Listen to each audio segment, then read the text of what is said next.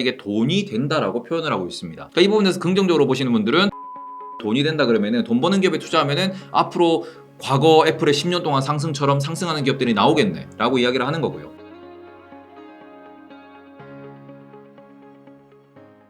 지금 AI 이제 열풍이잖아요. 네. 그래서 반도체 같은 경우도 이제 AI용 반도체 HBM이 뜨는 거고, 네.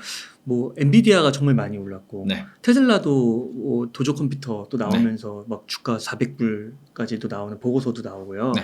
AI 쪽은 진짜 끝나지 않은 이제 시작이라고 보시는 건가요? 일단은 AI를 평가하는 긍정과 부정이 있습니다. 네. 긍정적인 분들은 제2의 스마트폰이다. 어, AI가 나왔기 때문에 우리 인류의 뭔가 삶이 변할 것이다 라고 이야기를 하고 있습니다. 과거 한 20년 정도를 돌이켜보면은 2000년대 초반에는 IT 버블, 닷컴 버블이 나왔던 이유가 컴퓨터와 인터넷의 대중화, 보급화가 말 그대로 세상을 바꿀 것이다 라고 했고요. 그게 실제로 바뀌었죠.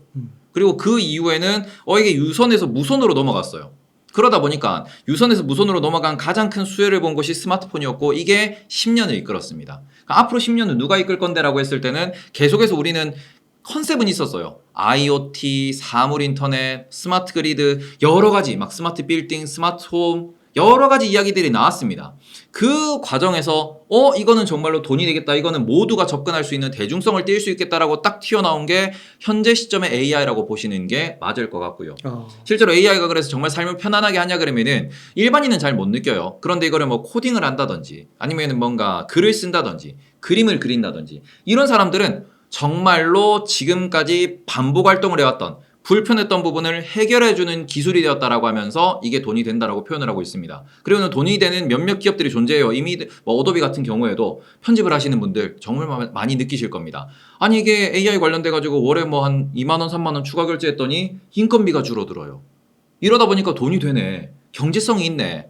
그러면서 이쪽으로 정말로 기술이 발달하면은 사람을 대체하고 새로운 기술이 나올 수 있겠네. 이걸 좀 더 확장해 보면은 그래서 AI가 발달을 하고 뭔가 이게 반복되던 노동에 대해서 반복되던 작업에 대해서 사람이 필요 없어지는 이런 흐름이 나오면은 그러면은 얘네들이 어디까지 진출하냐? 소프트웨어로 뭔가 코딩을 짜서 알고리즘을 짜서 기계가 돌아가는 사람이 기계를 컨트롤해야 되는 공장도 AI가 소통을 통해 가지고 발전을 시킬 수 있겠구나. 그러니까 AI와 로봇이 같이 연결되어서 올라가고 있는 중이거든요. 가뜩이나 인건비가 높은 상황에서 이런 부분에서 사람을 대체하는 우리가 말 그대로 유선이라고 하는 거 불편함을 대체한 게 무선이었고요. 그리고는 멀리 시간이 걸려서 이동해야 되는 정보를 인터넷이 대체해줬습니다. 그 부분에 있어서 지금은 사람들이 반복해서 불편하게 작업해야 됐던 것을 AI가 대체를 해준다. 라고 평가를 하고 그러니까 이게 돈이 된다라고 표현을 하고 있습니다. 그러니까 이 부분에서 긍정적으로 보시는 분들은 AI가 정말 돈이 된다 그러면은 돈 버는 기업에 투자하면은 앞으로 과거 애플의 10년 동안 상승처럼 상승하는 기업들이 나오겠네 라고 이야기를 하는 거고요. 그러면서 미국에서는 실제로 엔비디아도 마찬가지지만 클라우드 관련된 기업들, AI 관련된 기업들, 기존의 빅테크들에 대해서 투자 아이디어가 계속 발전하고 있다 라고 보시면 좋을 것 같아요.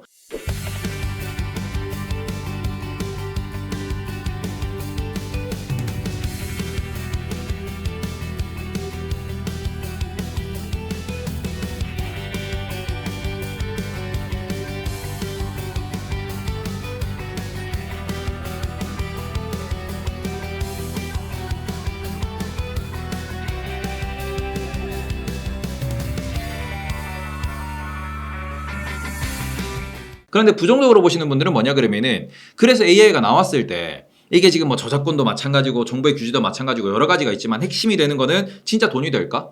우리가 어플을 개발했을 때 돈이 된다라고 생각했던 시기 지났습니다. 어플에는 대부분 무료 어플이고 광고를 달아가지고 뭔가 조금 이게 돈은 되지만 수익성이 매우 좀 악화되는 그런 움직임을 분명히 보이는 것도 사실이거든요. 그러니까 스마트폰에서 돈 버는 애는 누구냐? 결국 OS를 가진 애들만 돈을 버는 거고 나머지는 아주 치열한 경쟁 속에서 서로 싸우고 있고 지지고 볶고 있고 이런 그림들이 그려지는데 AI 마찬가지로 AI 뭐 그림을 그리는 것도 정말 많은 사이트가 있어요. 그리고 무료로 제공하는 것도 있고 이 부분에서 이거를 비즈니스 모델로 만들려고 온라인 광고를 넣는 경우도 있고 여러 가지 비즈니스 모델의 세분화가 일어날 것인데 그러면은 AI 사업이 정말 돈이 되냐 그러면은 그 중에서도 승자와 패자가 나누어질 것이고 기존의 승자들이 이걸 독식해버린다라고 하면은 이거 역시도 큰 상승, 말 그대로 대세 상승을 만들어내기는 어려울 것이다라는 얘기도 나오고는 있습니다. 근데 아직까지 지금 우리가 희망을 버리지 못하는 것은 AI는 매일 발전하고 있고요.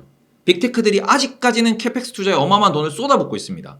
근데 이 빅테크들이 캐펙스 투자를 쏟아붓는 거를 조금 줄이기 시작하는 단계, 혹은 AI 기업들이 그죠? 우리 과거 10년의 스타트업 투자처럼 투자를 받았으나 단기간에 목표한 기간 내에 제대로 된 실적을 내지 못하는 게 누적되기 시작하면은 돈 버는 기업으로 돈은 다시 몰려가겠죠. 그러니까 이런 부분에서 저는 현재 AI에 대한 관점은 이렇습니다. 돈 버는 기업들 혹은 빅테크에 투자하는 게 맞다. 어차피 지금도 많은 데이터를 갖고 있고 많은 정보를 들고 있고 AI 관련돼서 가장 혁신적인 모습을 보이는 곳이 결국에는 메타니, 마이크로소프트니, 애플이니, 구글이니 이런 기업들입니다. 그러다 보니까 지금 이미 엄청나게 벌고 있는 그 돈을 활용해가지고 또다시 재투자를 하고 그 재투자를 이용해가지고 또 본인들의 장벽을 쌓기 때문에 이 부분에서 핵심이 되는 거는 AI가 돈이 된다고 하더라도 돈을 가장 많이 버는 곳은 기존의 빅테크일 것이다. 그리고는 그 중에서 그쵸 1000개 중에 10,000개 중에 한두 개 기업은 진짜 몇십 배, 몇백 배를 가는 기업들이 나올 거예요. 네. 그런 기업들에 대해서는 계속해서 추적은 해야겠죠. 트렌드가 변화하는 것을 확인은 해야겠죠. 근데 일반적인 투자자라면은 여전히 기술주의 시대가 끝나지 않았다라고 평가하는 게 AI에 대해서 좀 더 우리가 냉철하게 보는 거지 않을까라고 생각하고 있고, 로봇 같은 경우에는 앞으로 또 새로운 하드웨어 시장이 열릴 수 있다. 그게 로봇과 AI가 합쳐지면은 또 새로운 시장이 열릴 수 있을 것이다라고 하면서 관찰하고 있다라고 말씀드리고 싶습니다. 그 빅테크에 엔비디아랑 테슬라도 들어가요? 당연히 들어가죠. 그렇게 네. 다 들어가는 거군요. 그러니까 이게 AI가 돈이 어마어마하게 들어가더라고요. 네. 막 투자 금액도 막 몇 조 단위로 막 들어가고. 네. 근데 그걸 감당할 수 있는 스타트업 이런 거는 거의 불가능할 것 같고. 그래서 외부 투자를 많이 받고 있는 중이죠. 네. 네. 외부 투자. 그렇군요. 그럼 빅테크 같은 경우는 요즘 보니까 우리나라에서도 ETF 네. 빅테크 7개 뭐 플러스 이래가지고 네. 또 따로 막 나오더라고요. 네. 그런 것도 괜찮아 보이세요?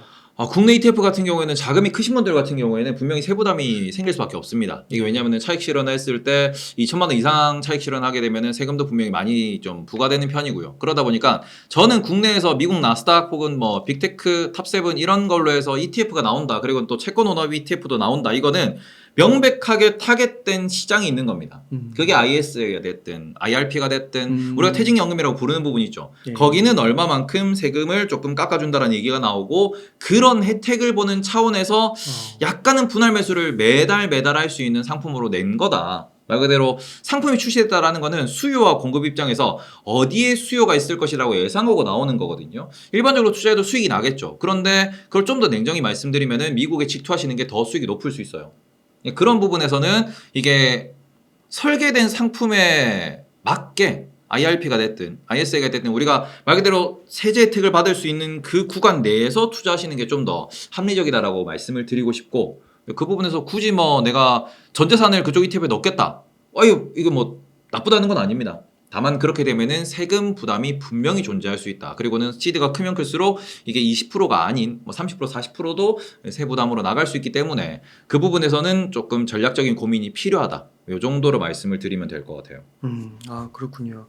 그 테슬라 한번 좀 여쭤볼까요? 네. 테슬라는 아까 앞서서 좀 얘기해 주신 그 자동차 뭐 파워, 네. 그리고 이제 고금리 시대에 자동차 수요가 좀 둔화될 수 있는 거, 네. 이런 게 좀 있잖아요. 네. 근데 테슬라는 뭐 AI 쪽으로 넣어서 뭐 해석을 하면 또 좋게 볼 수도 있을 것 같은데 네. 양쪽이 조금 충돌되는 지점이 있는 것 같은데 좀 네. 어떻게 보세요? 자동차 수요가 줄어든다 맞습니다. 전기차 수요가 주춤한다 맞습니다. 테슬라 수요가 줄어들까요? 테슬라는 수요가 안 줄어드네요. 저는 그 부분이 핵심이라고 말씀을 드리고 싶은데 테슬라는 수요가 줄어든다. 그러면 그러면 바로 시가로 대응합니다. 네.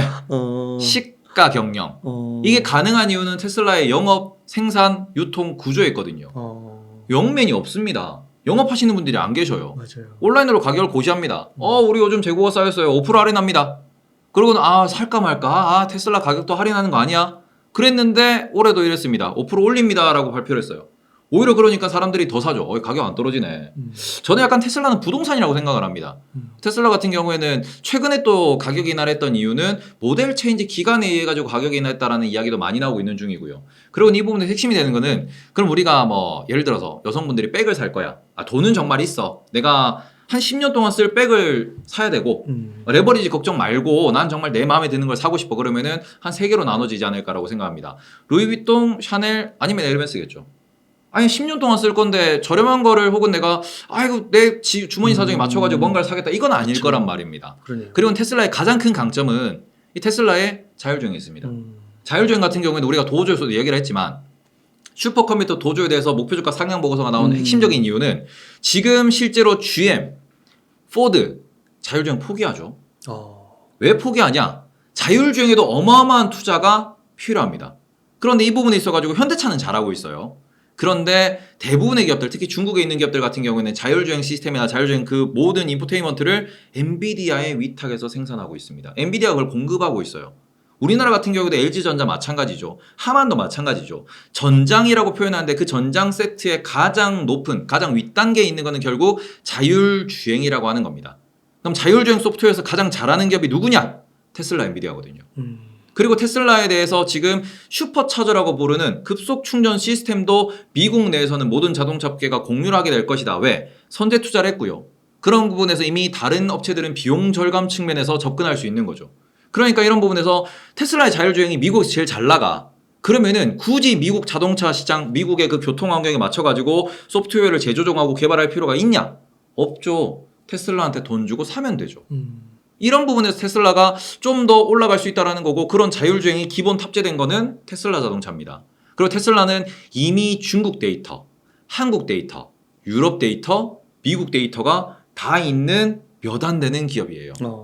그리고는 그 데이터를 도조라고 하는 프로세스를 통해서 이미 본인들은 시뮬레이션을 돌리고 있고 그 시뮬레이션 결과값이 다시 한번 자율주행 성능의 업그레이드로 이어진다라고 하면은 이 부분은 테슬라의 수요 혹은 테슬라의 자율주행 수요에 큰 힘이 될 거다라는 점에서 이번에 목표주가 상향이 일어났다라는 거고요. 네. 저는 그런 관점에서 자동차 시황이 안 좋다 맞습니다. 근데 테슬라 자율주행에 대한 이런 좀 시황이 안 좋냐 수요가 줄어드냐 그건 아니라고 생각해요. 네. 저는 그런 부분에서 테슬라 같은 경우에는 여전히 앞으로도 성장을 할 거다. 다만 이 부분에서 지금 자동차 판매하는 숫자 그 매출 이익 넘버가 너무 크기 때문에 자동차 판매가 주요 주가 등락의 원인이 되겠으나 그럼에도 불구하고 향후 성장은 분명히 할 거다. 재미가 없어진 게 맞지만 앞으로도 테슬라는 성장할 수 있는 기업이다. 라고 분류해서 생각하고 있습니다. 현대기아차가 잘해요. 자율주행. 생각보다는 잘하지만 뭐 글로벌 탑티어는 아니에요. 그런데 그 부분에서 한국 특유의 패스트 팔로우에서는 정말 잘하고 있어요. 그러니까 테슬라를 넘어설 수 있다 이것보다는 다른 내연기관 업체 중에서는 탑티어다라고 부를 수 있을 만큼 정말 빨리빨리 정신으로 빠르게 따라잡고 있고요. 이 부분에서 뭐 라이다를 이용한다, 카메라를 이용한다 여러 기술을 실제로 테스트하고 있고 현대차의 제일 강점은 그거죠. 다 해봅니다. 이게 말 그대로 내연기관에서 친환경차라고 했을 때 친환경차 라인업을 살펴보시면은 전기차 있어요. 하이브리드 있어요. 수소차도 있어요. 다 있는 업체는 현기밖에 없습니다. 네. 정말 이거는 대단한 거거든요. 이런 부분에서 이거를 정말 상용화하고 거기까지 기술력을 끌어올리는 이런 특유의 DNA는 한국인이기 때문이고 한국 기업이기 때문이고 네. 과감하게 도전하고 빠르게 따라잡고 그걸 스마트하게 재현해낼 수 있는 그러니까 재현해낸다는 게 참 슬프긴 한데 이 패스트 팔로워에서는 현기가 정말 유리한 이슈거든요. 네. 그렇기 때문에 자율주행도 못하는 건 아니다. 그러니까 정말 잘한다라고 하기에는 아직까지는 그쵸 뭐 기술적으로 평가하는 부분들이 여러 가지가 있어요. 근데 그런 부분에서 뭐 중앙 제어가 되느냐 그리고는 이게 뭐 여러 가지 좀 이렇게 모듈화가 되었느냐 이 부분은 아직까지 발전해야 되는 단계지만 여전히 잘하고 있는 건 맞다. 저는 그래서 이번 수요 감소 이번 하락 사이클이 끝나고 나면은 현기차가 또 하나의 레벨업을 할 수 있다라고 그 정도까지는 보고 있습니다. 특히 전기차를 팔아서 돈을 버는 이익을 남기는 기업이 테슬라랑 현기밖에 없거든요. 다른 기업은 다 적자입니다. 그러니까 이런 부분에서도 현기가 잘하고는 있으되 아직까지 뭐 기존 내연기관에 대한 정리도 필요하고 그리고는 공정 개선도 필요하고 비용 절감도 추가적으로 필요하다라는 측면에서 조금은 이제 기존 내연기관 자동차 업계랑 주가는 같이 갈 것이다. 테슬라만큼 강한 성장을 보여주기에는 조금 어려울 수 있다. 그래서 우리나라는 부품주 관련돼 가지고 수혜주를 찾는 게 좀 더 이득이 되는 투자가 될 거다. 이 정도로 말씀드리면 될 것 같아요. 그 유튜브 방송을 보면 그리고 또 제가 느끼기에 한국 분들은 네. 빅테크 거기에 엔비디아, 테슬라 이렇게 보면 뭐 마이크로소프트, 뭐 아마존, 메타 이런 데보다는 엔비디아랑 테슬라를 좋아하시는 것 같고 네. 둘 중에도 따지면 테슬라를 제일 좋아하시는 것 같아요. 동의하시나요? 변동성의 민족이죠. 그런가요? 네. 앞으로 더 성장 가능성을 높게 본다 이런 걸까요? 뭐 그런 부분에서 테슬라는 한번 올랐다가 좀 내려와 있죠. 변동성의 민족인데 안전한 걸 좋아해요.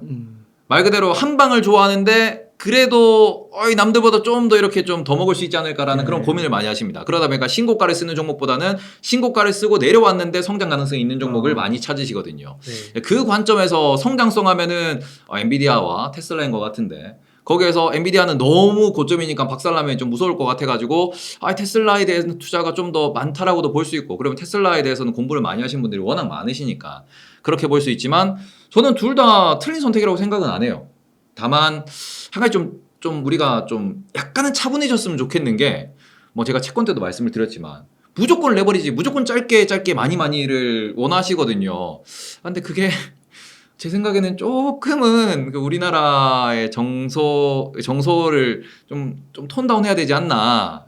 애플도 좋고 마소도 좋습니다. 네, 그 측면에서 저는 조금만 차분해졌으면 좋겠다. 그래야 안정적일 수 있다. 그래야 또 우리나라가 탈모율이 매우 높은데 이게 탈모율도 좀 떨어지지 않을까. 이게 건강도 좀 좋아지지 않을까. 그런 측면에서는 조금만 컴다운하면서 좀 네. 장기적으로 보시면 어떨까. 네.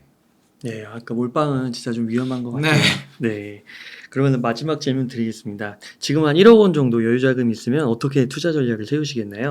일단은 저 같은 경우에는 20-30%는 채권이다라고 말씀을 드렸고요. 채권이 투자하기가 좀 그렇다 그러면은 20-30% 현금으로 보유하시는 것도 괜찮다. 이렇게 좀 말씀을 드리고 싶고 그리고는 국내에서는 결국 한국에서 잘하는 거 앞으로 성장할 섹터 여러 가지가 있는데 저는 그 부분에서는 반도체에 대해서 꾸준히 지금은 앞으로 2년은 보셔야 된다. 소부장도 괜찮아요? 네. 소부장 같은 경우는 변동성이 좀 높죠. 그중에서 실적이 나오는 뭐 좀 우량한 애들이 존재합니다. 그래서 뭐 그쪽은 PER도 보셔야 되고 실적 성장도 보셔야 되고 증설도 보셔야 되는데 그거 모르겠다 그럼 삼성전자 하이닉스 중심으로 공부하시면 돼요. 그리고는 시가총액이 뭐 2조, 3조, 4조가 넘어가는 기업들 중심으로 공부하셔가지고 PER 10배에서 15배 사이다. 그러면은 충분히 매수하셔도 돼요. 그런 부분에서 기업들 소팅해 보시면 한 30개, 40개, 많으면 50개 정도 나올 겁니다. 그 중에서 보고서 나오는 애들 보고서 읽어보시면서 매수 전략 짜시면은 정말 좀 쉽습니다. 물론 수익률은 낮죠. 수익률은 낮지만 그게 좀 더 확률이 높은 뭔가 매매, 투자가 될 수 있다라는 점에서 말씀을 드리고 싶고 그런 부분에서 반도체는 뭐 채권과 비슷한 비율, 현금과 비슷한 비율 20-30% 정도 요거는 무조건 가져가셔야 된다라고 말씀을 드리고 싶습니다. 그리고는 우리나라에서 뭐 건설, 장비, 기계 이쪽으로 투자하시는 것도 괜찮고요. 글로벌 기준에서 인프라 쪽으로 보시는 것도 괜찮고요. 아니면 뭐 빅테크를 보시는 것도 괜찮고 지금은 계속 앞서 말씀드린 것 같이 돈을 실제로 벌고 프리캐시 플로우가 개선될 수 있는 업종에서 글로벌 탑 티어인 기업들을 고르시면은 어렵지 않게 말 그대로 뭐 두산 밥캣 아니면 뭐 HD 인프라코어라 현대 인프라코어라든지 현대건설기계 이런 것도 분명히 뭐 투자 대상으로 삼을 수 있을 거고요. 그게 아니면은 나는 글로벌 1등을 갈 거야 해서 미국에서 캐터필러를 공부하셔도 될 겁니다. 이런 식으로 해가지고 전 세계에서 장사를 잘하는 기업들, 투자할 만한 기업들 누가 있느냐 미국에 상장되어 있는 1등 기업은 누가 될 것이냐 이런 부분을 면밀히 좀 보셨으면 좋겠고 저는 그 부분에서 다시 한번 AI, 반도체, 그리고는 건설 기계, 그리고는 에너지 관련돼 가지고 국내에서는 조선 쪽으로는 좀 면밀하게 보시는 게 좋을 것 같다. 그 부분에서 포트폴리오를 조금 조절하시고 지금은 그래도 확실히 부채 비율이 낮고 시가총액이 조금 높은 그리고는 많이 언급되고 회자되는 기업들을 중심으로 매매하시는 게 안정성을 키울 수 있다라고 말씀드리고 싶습니다. 네, 감사합니다. 끝으로 한 말씀 부탁드릴게요. 앞으로 제가 아마 연초였을 거예요. 연초에 나와서 여기서 말씀드린 게 앞으로 작년보다 올해 시장이 더 어려울 것 같다라는 말씀을 연초에 좀 많이 드렸었는데 그죠? 뭐 돈을 많이 버신 분도 계실 거고 실제로 단타 때문에 돈을 좀 손실을 보신 분들도 계실 겁니다. 근데 이게 분명히 어려운 시장이 된 이유는 매크로적인 불확실성 그리고는 이게 너무 빠르게 선반영이 되기 때문에 좀 내가 지금 올라타면 늦은 것 같다라는 그런 시그널들이 많이 나오고 있거든요. 그러니까 지금 같은 경우에는 오히려 6개월 뒤 1년 뒤를 보시면서 대응하시고 공부를 하셔야 되고 지금의 선반영 속도 지금의 어려운 이런 높은 난이도가 언제까지 지속될까? 점점 더 어려워질 겁니다. 더 많은 사람들이 공부하고 있고 더 많은 사람들이 전략을 짜고 있으며 이런 것에 의해 가지고 더 많은 돈이 몰리고 있고요. 그러면은 앞으로는 워렌 버핏이 말했다시피 수익을 남들보다 끌어올리기가 더 어려운 시장이 될 것이다. 그런 이 부분에 있어 가지고는 본인만의 돈을 버는 방법을 확실히 찾으셔야 될 것이다. 이렇게 말씀을 많이들 좀 하고 계시거든요. 저도 그렇게 느끼고 있는 이런 측면이 있기 때문에 공부하는 방법을 제대로 찾으시고 기초를 탄탄히 하셔야 진짜 돈을 벌 수 있고 내 돈을 좀 모아서 그리고는 잃지 않고 쌓아서 앞으로 부자가 되는 길을 찾으실 수 있을 겁니다. 그러니까 맨날 공부하라 그러면 다들 지겨워하시는데 이 공부법을 좀 더 어찌 보면은 확률이 내 수익 확률을 높이는 그런 전략으로 좀 생각을 하시면서 진지하게, 그러니까 말 그대로 오늘 얼마 벌고 싶다 이런 것보다는 뭐 좀 더 목표를 높이 잡으시고 목표를 길게 잡으시면서 이제 깊이 있는 공부를 통해서 투자를 하셨으면 좋겠다라고 말씀드리고 싶습니다. 감사합니다. 이렇게 해서 테이버님을 모시고 이야기를 나눠봤습니다. 긴 시간 동안 유익한 인사이트 많이 나누셔서 감사의 말씀드립니다. 오늘 고생 많으셨습니다.